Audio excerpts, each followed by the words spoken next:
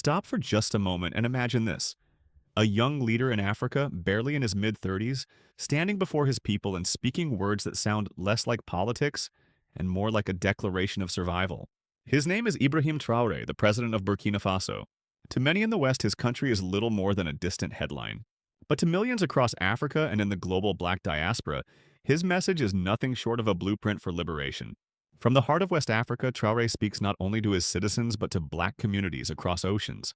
His words carry the weight of centuries of pain, colonial rule, slavery, segregation, and the lingering scars of economic exploitation. He does not talk in polite diplomatic phrases. Instead, he warns that the greatest weapon used against Africans, whether in Lagos or in Los Angeles, was not chains or guns, but division.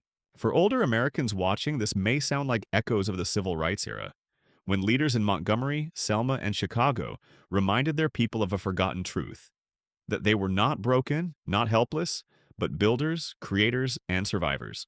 In the same way, Traoré is telling Africans today and their brothers and sisters abroad that their strength was never destroyed, only hidden. But here's where his message becomes more than just history. He claims that the same global systems which fueled slavery and colonialism are still active, just in different disguises. Trade policies, financial control, and even algorithms that reinforce stereotypes. He says these systems thrive only as long as Africans and African Americans see themselves as separate. And that raises the question for us in America. What happens if those voices connect? What happens if the descendants of Africa in Harlem, in Detroit, in Atlanta, truly link hands with the youth of Ouagadougou and Bamako? To the world's most powerful empires, Traoré insists, this is the one thing they fear most. Not a war, not a weapon, but unity. So, as we begin this story, we must ask, is Ibrahim Traoré igniting a new fire of solidarity that could reshape the global order? Or is he leading his people into a confrontation that could bring even harsher storms?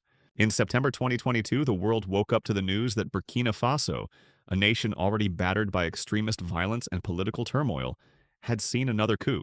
But this one was different. The man at the center was not a seasoned general or an aging politician. It was a 34-year-old army captain, Ibrahim Traoré, suddenly propelled into history as the youngest head of state in the world. At first, many outside observers dismissed him as just another soldier seizing power in a fragile region. Yet, from his very first speeches, it became clear that Traoré was positioning himself as something else entirely. A voice of resistance, not just against extremists within his borders, but against the weight of foreign domination that Africans have carried for generations. He spoke of ending dependence on France, the former colonial ruler. For decades, French troops had been stationed in Burkina Faso under the banner of counterterrorism. Yet to many Burkinabe citizens, those foreign forces brought no real security. Villages were still attacked, civilians were still killed, and fear remained. The promise of protection began to feel more like a leash than a shield. By early 2023, Traoré made a move that stunned international observers. He ordered French forces to leave. Within weeks, tricolor flags were lowered, bases were closed, and French convoys withdrew under the watchful eyes of Burkinabe crowds waving national banners. Some even carried Russian flags, signaling a dramatic shift in alliances. For Traoré, this was not just a military decision. It was a symbolic declaration that Burkina Faso would no longer be a pawn in someone else's game. But his defiance went further. In speeches that echoed far beyond his capital, Ouagadougou, Traoré began calling on Africans across the continent, and black communities in the diaspora, to reject the narratives of weakness imposed on them. He drew direct parallels between the oppression Africans face today and the struggles of African Americans in the United States. Police brutality in Ferguson, economic exploitation in African villages, stereotypes in Western media, resource theft in Sahel mines. Traoré argued that all of it flows from the same poisoned source, a global system designed to divide and dominate. This was not the cautious diplomacy the West is accustomed to hearing. It was revolutionary language aimed at reawakening a sense of dignity and unity, and it resonated. In Ouagadougou's main square, crowds gathered not only to support the expulsion of foreign troops, but to celebrate what they saw as the rebirth of national pride. For many young people, Traoré's age itself was proof that a new generation could step forward where older elites had failed. At the same time, ordinary Burkinabe families faced daily hardships. Inflation bit into household budgets. Farmers struggled with disrupted supply chains. Schools in conflict zones remained closed. For them, Traoré's bold defiance against foreign powers was inspiring. But the question lingered. Could it deliver safety and food on the table? Beyond Burkina Faso, a broader shift was already underway. In neighboring Mali, the government had also expelled French troops and leaned toward Russia. In Niger, military leaders followed suit in 2023, challenging Western influence in the Sahel. Together, these three nations began to speak of a new alliance, a rejection of old colonial ties, a declaration that Africa could shape its own destiny. To Western policymakers, the message was troubling. The Sahel is not just any region. It is a vast belt stretching across Africa, rich in resources like gold and uranium, and strategically positioned against extremist groups linked to Al-Qaeda and ISIS. For the United States and Europe, the loss of influence here is not simply symbolic. It carries real consequences for security and energy. And yet Traoré seemed undeterred by international pressure. He framed the struggle not as Burkina Faso versus France or Burkina Faso versus extremists, but as part of a much larger war. A war against systems of oppression that connect continents. His words reached into Black communities abroad, insisting that their pain was not separate but part of the same story. For African Americans who remember the civil rights era, his message rings familiar. Dignity, unity, and the refusal to bow. Traoré invoked not only African warriors of the past but also the marches of Montgomery, the boycotts of Birmingham, the voices that rose in Selma. He reminded the diaspora that their ancestors survived chains, segregation, and systemic violence, and that their survival was itself a victory. But he warned that survival is no longer enough. Africans at home and abroad, he said, must build, must unite, must refuse to accept definitions of weakness written by outsiders. His words carried urgency. The time is now, not tomorrow, not after the next election, not when conditions improve. This is the moment, he declared, for Africans and the diaspora alike to cross the bridge back to each other, to reclaim not only their shared past but their shared future. The stakes could not be higher. For Burkina Faso, a country already under siege by extremists and struggling with poverty, this bold path could lead to empowerment, or to isolation and further hardship. For the region, it could mark the beginning of a new independence movement, or another cycle of instability. And for the wider world, it poses a question that cannot be ignored. What happens when nations once considered powerless decide they will no longer play by the old rules? The turning point in Burkina Faso's struggle came when President Ibrahim Traoré made his boldest decision: the complete expulsion of French troops. For decades, France had maintained a strong military presence across the Sahel under the banner of fighting terrorism. To Western governments, this presence was framed as stability, security, and partnership. But to many Burkinabe, it had come to symbolize a lingering colonial shadow. When Traoré announced that foreign forces would leave, reactions were immediate and polarized. In the capital, Ouagadougou, thousands flooded the streets. Young men climbed onto trucks, waving Burkinabe flags high into the air. Mothers carried their children on their backs, joining chants of sovereignty and independence. Some demonstrators waved Russian flags as a signal that they preferred new alliances to the old colonial ties. For them, the moment was electric. One local teacher described it this way: "We have lived for years under fear. Nothing was improving. Today, at least, we feel dignity. We feel our voice matters." To a generation that grew up with war and poverty, the sight of French convoys leaving was more than a policy change. It was proof that the narrative could shift, that Burkina Faso could decide its own future. But not everyone felt triumph. In quiet corners of the capital, older citizens whispered their fears. What would happen now that the security vacuum was widening? Would extremist groups exploit the gap? Would sanctions choke an already fragile economy? One shopkeeper told journalists, "We are proud. But pride does not buy rice. Pride does not keep our children safe at night." The international reactions were equally sharp. France, once the unquestioned power in its former colonies, expressed deep regret, warning that Burkina Faso was jeopardizing its fight against terrorism. The European Union signaled concern over Russian influence in the region. The United States voiced caution, urging a return to democratic governance and warning of the risks of aligning with Moscow. But among ordinary Africans beyond Burkina Faso's borders, Traoré's stance sparked admiration. In Bamako, Mali, where French troops had also been expelled, residents celebrated the Burkinabe decision as a shared victory. In Niger, still debating its path, activists pointed to Traoré as a symbol of courage. Social media across the continent lit up with hashtags about sovereignty, independence, and Pan-African pride. It was as if Traoré had struck a chord that resonated far beyond his landlocked nation. He was not simply governing a country of 22 million people. He was speaking into the collective memory of a continent scarred by centuries of exploitation. For Black communities in the diaspora, especially in the United States, his words carried another layer of meaning. He drew parallels between Burkina Faso's struggle and the long history of racial injustice in America. He spoke of police brutality in U.S. cities as another face of the same global system of control. He reminded listeners that division, whether across continents or within communities, was the most effective weapon of oppression. Some in the diaspora responded with excitement. Pan-African groups in New York and Atlanta shared his speeches online, framing them as a modern echo of voices like Kwame Nkrumah, Malcolm X, and Patrice Lumumba. But mainstream American coverage remained muted, often portraying Traoré only as another coup leader in an unstable region.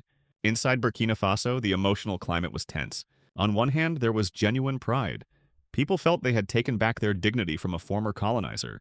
On the other hand, there was a deep undercurrent of anxiety. Security incidents did not stop. Extremist groups continued to attack villages, displacing thousands.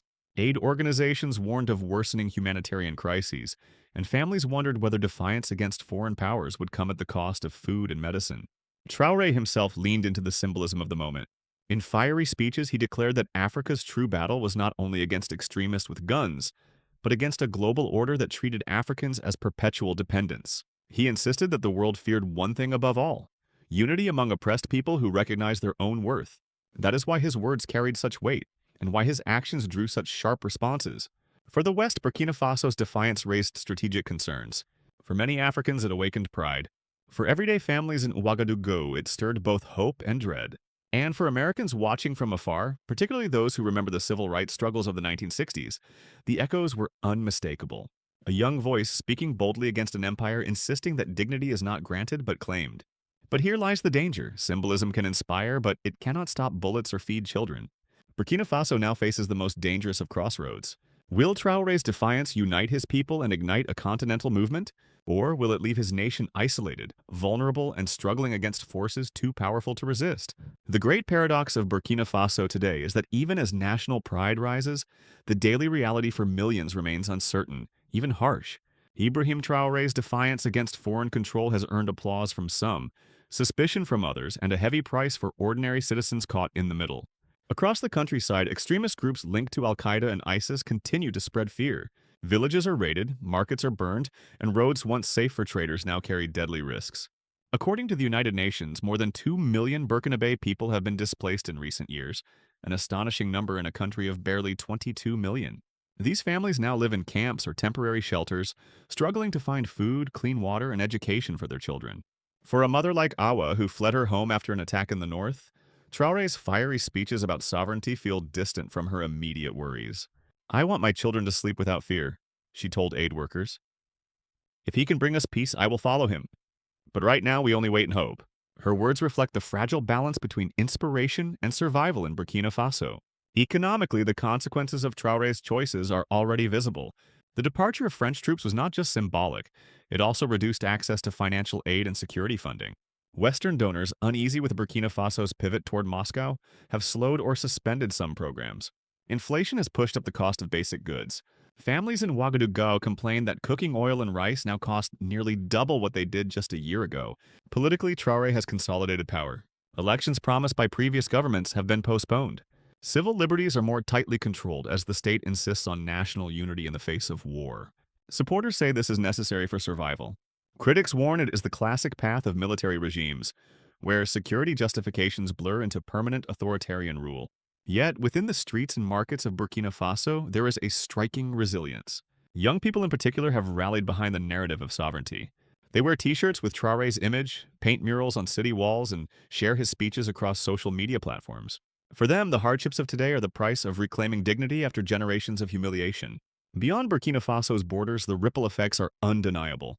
In Mali and Niger, military leaders have echoed Traoré's stance, creating what some analysts now call a sovereignty bloc in the Sahel. These nations have begun cooperating on security and openly rejecting the dictates of ECOWAS, the West African regional bloc traditionally aligned with Western powers. But the costs are mounting. ECOWAS, alarmed by the wave of coups, has threatened sanctions and isolation. Humanitarian organizations warn that if aid pipelines shrink further, the region could see famine on a scale not witnessed in decades. Families displaced by violence are already surviving on minimal rations. Children in remote areas go months without schooling. The very future of a generation is at stake. Inside Burkina Faso, the political discourse is shifting as well. Traoré positions himself not just as a president, but as a revolutionary figure. Someone carrying forward the torch once held by leaders like Thomas Sankara, Burkina Faso's iconic reformer of the 1980s. The symbolism is powerful. Sankara was assassinated after challenging foreign influence. And now, decades later, a new young leader echoes his legacy. For many, this is not just politics, it is identity. It is about reclaiming a sense of control over destiny after centuries of being told what to do by outsiders. But symbols cannot substitute for governance, and the question remains whether Traoré's government can deliver basic security, rebuild a fractured economy, and maintain legitimacy without sliding into repression. The human toll continues to rise. Rural families abandon fields because of attacks. Markets close in conflict zones. The burden falls hardest on the elderly, the children, and the women who must hold families together amid displacement. Yet even among the suffering, there is a current of determination. Burkina Faso communities have endured drought, coups, and terrorism before. For many, the hope, fragile though it may be, is that this time the struggle will lead not back into despair, but forward into dignity. But here is the haunting question. Can Burkina Faso sustain a revolution of sovereignty while under siege from extremists, isolated by powerful neighbors, and abandoned by traditional partners? Can a nation already stretched to the breaking point survive both war and defiance at the same time? The answer may determine not just the fate of one country, but the trajectory of the entire Sahel. For Washington, the rise of Ibrahim Traoré and the shift in Burkina Faso are not just local events, they are strategic alarms. The United States has long invested in counterterrorism operations across the Sahel, partnering with France to contain extremist groups. American analysts worry that the expulsion of French troops and the growing presence of Russian influence could transform the region into a new battleground of global rivalry. From a U.S. security perspective, the stakes are high. Extremist groups in the Sahel already threaten to destabilize West Africa, a region home to nearly 500 million people. If Burkina Faso, Mali, and Niger all pivot away from Western alliances, the U.S. fears a security vacuum, one that could allow terror networks to expand recruitment, train fighters, and potentially reach beyond Africa's borders. Economically, the region matters as well. West Africa holds critical reserves of gold and uranium, minerals essential to global markets and energy systems. For Europe, the risk is twofold: a loss of access to resources and an increase in migration flows if instability deepens. Already, thousands of displaced people attempt dangerous journeys northward. For aging societies in Europe and the United States, the ripple effects of such migration carry political consequences that are hard to ignore. Meanwhile, Russia has seized the opportunity to expand its footprint. Russian security contractors, including the controversial Wagner Group, have been reported operating in neighboring Mali and eyeing Burkina Faso. Moscow frames this as support for sovereignty, but Western governments view it as a strategic power play, using security assistance as a doorway to influence Africa's politics and resources. China, for its part, continues to invest heavily in infrastructure across Africa, often without demanding political conditions. For Beijing, the upheaval in Burkina Faso is another reminder that the West's grip on Africa is loosening, opening space for new partnerships. But perhaps the most significant global reaction is less about geopolitics and more about symbolism. Across the global south, many see in Traoré a bold young leader daring to confront the old colonial order. His defiance resonates in a world where nations are increasingly questioning Western dominance. For the United States, the challenge is clear: how to engage a region that no longer accepts the old terms of partnership. Should Washington adapt and listen, or risk losing ground to rivals who promise respect without lectures? And here lies the cliffhanger. Will the U.S. treat Burkina Faso's defiance as a threat to be contained, or as a signal that the time has come to rethink how America engages with Africa in the 21st century? Burkina Faso's story under Ibrahim Traoré is far more than a local headline. It is a test case for the future of Africa and a mirror for the rest of the world. At just 34 years old, Traoré has positioned himself not simply as a head of state, but as the face of a broader movement, one that demands sovereignty, dignity, and unity after generations of dependence. His speeches connect the struggles of African villages under siege with the pain of African American communities confronting systemic racism. He insists that both are wounds from the same machine of division. His defiance has ignited pride across the continent and in the diaspora, yet it has also drawn sharp warnings from global powers, nervous that a new Pan-African independence movement could rewrite the balance of influence in the 21st century. The reality remains sobering. Burkina Faso is still under attack from extremists. Its people face rising food prices, displacement, and fragile institutions. And yet they carry themselves with resilience, clinging to the hope that sovereignty might bring not just pride, but peace. Looking ahead 3 to 6 months, the choices will be critical. Will Burkina Faso deepen its alliance with Russia and fellow Sahel states, building a new sovereignty bloc? Or will international pressure and economic hardship push the country toward compromise? Will Traoré's fiery words translate into concrete reforms that improve lives, or remain only as powerful rhetoric? For the United States, this is not a distant drama. It is a reminder that Africa is not silent, not passive, but rising with voices that demand respect. The way Washington responds may shape not only security in the Sahel, but also America's credibility across the global south. And so the question lingers for all of us. When ordinary people reclaim their dignity, when a small nation dares to stand tall against giants, are we witnessing the birth of renewal or the prelude to greater storms? What is certain is this: the struggle for justice, for freedom, for sovereignty is not just Burkina Faso's story. It is a universal story, echoing in Africa, in America, and beyond.